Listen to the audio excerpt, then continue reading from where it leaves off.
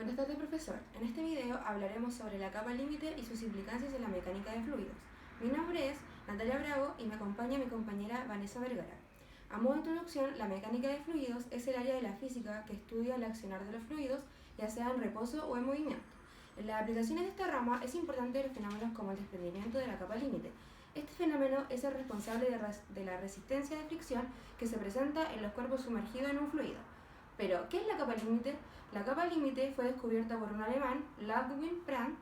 Él presentó un artículo en un congreso de matemáticas sobre el movimiento de fluidos con poca fricción. Prandtl analizó los fluidos con un alto número de Reynolds sobre varios objetos. El número de Reynolds es un número adimensional que relaciona factores de densidad, viscosidad, velocidad y dimensión. En el análisis que hizo Prandtl desarrolló tres observaciones. 1. La capa límite es una capa muy fina que se encuentra cercana a la superficie de un objeto, y esta será limitada por los efectos de fricción. 2. La variación de presión de la corriente principal del fluido afectará el comportamiento de la capa límite. 3. Se puede considerar carente de fricción el flujo externo al límite. La figura número 1 representa el flujo sobre una superficie plana. La columna de puntos es la posición de las partículas del fluido al inicio, y el padrón curvo es la nueva posición de las partículas tiempo más tarde. Esta curva creará la función de la velocidad del fluido y con esta función se creará un perfil de velocidad. El flujo de capa límite puede ser laminar o turbulento. En esta no existe un valor único de transición entre laminar y turbulento, pero esta transición sí se puede ver afectada por diversos factores como rugosidad de la superficie, el gradiente de presión, transición de calor o perturbaciones en la corriente del libre. Para flujos incomprensibles sobre superficies planas donde el gradiente de presión es igual a cero y en ausencia de transición de calor, esta transición se puede retardar hasta valores del número de Reynolds de 3 a 4 millones, pero en cambio, bajo condiciones normales de flujo, esta transición se suele lograr en valores del número de Reynolds de 5 millones.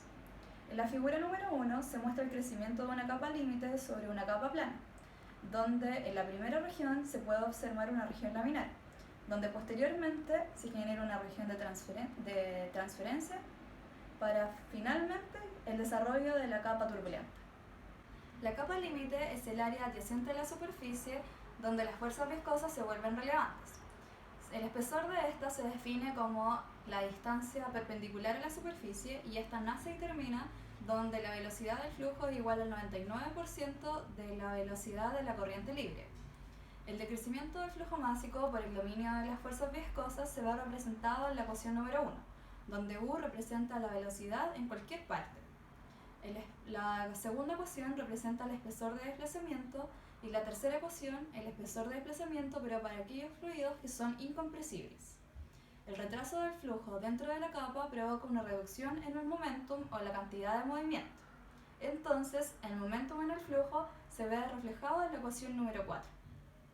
Ecuación integral de momento. Al considerar un volumen dentro de la capa límite, se puede definir una ecuación de cantidad de movimiento.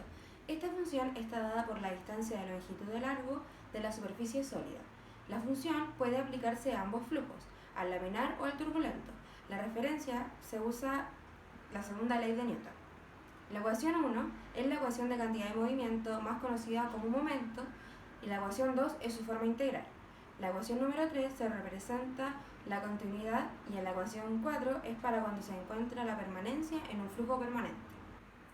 Los casos donde la velocidad no es constante, los gradientes de presión de la capa límite no se pueden despreciar ya que tienen un efecto importante en el flujo de la región. Considerando un ducto donde se está desarrollando la capa límite y teniendo gradientes de presión como se muestra en el esquema, cuando el gradiente de presión es igual a cero, el flujo no se separa de la superficie, mientras que el gradiente sea positivo es una condición necesaria para la separación de la capa límite. Comparando los perfiles de velocidad y momento de la figura 4, se puede observar que se necesita un mayor gradiente adverso en el flujo turbulento para la provocación de la separación de la capa límite.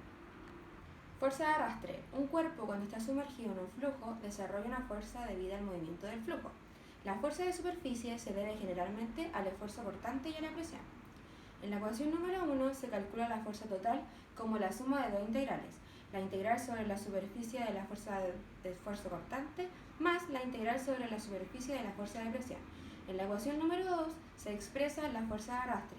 Esta es una componente en dirección del flujo y se divide en las fuerzas de esfuerzo cortante y de presión respectivamente. Para entender el efecto de fuerza de arrastre se considera el caso de una placa plana con un flujo de velocidad uniforme. Considerando el gradiente de presión sea igual a 0, el arrastre total sería igual a la fricción. Entonces se crea la ecuación número 3. Para el caso del flujo laminar, la solución exacta la daría la ecuación número 4. La comprensión de la capa límite ha permitido implementar en diversas aplicaciones, como por ejemplo en la aeronáutica, en la que se suele optar por perfiles alares que generan una capa límite turbulenta. También en las velas de barcos, en rotores e incluso en deportes como el golf y el lanzamiento de jabalina.